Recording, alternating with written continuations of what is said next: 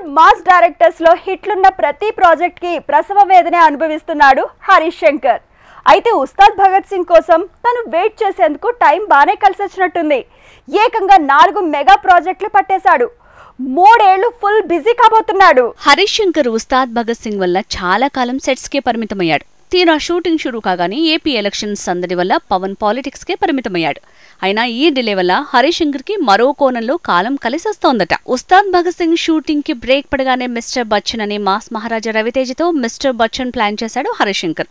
ఇది చేస్తూనే మధ్యలో మరో 2 భారీ ప్రాజెక్టులు ప్లాన్ చేసుకున్నాడు. మెగాస్టార్ చిరంజీవికి హరీష్ శంకర్ కథ చెప్పి గ్రీన్ సిగ్నల్ పొందాడట.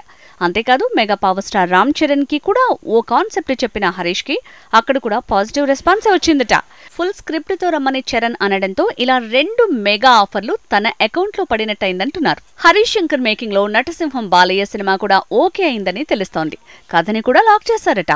సో చిరు, చరణ్, బాలయ్య ఇలా 3 బడా ప్రాజెక్టులు ఓకే అవడంతో పండుగ చేసుకుంటున్నాడు హరీష్ శంకర్. పవన్ కళ్యాణ్ మూవీ భాగధీయుడు భగత్ సింగ్ ఆగిపోయినా, తేరే రీమేక్ గా ఉస్తాద్ భగత్ సింగ్ పట్టాలికి ఆగినా హరీష్ శంకర్ వెయిటింగ్ కి తగిన ఫలితమే దక్కుతోంది.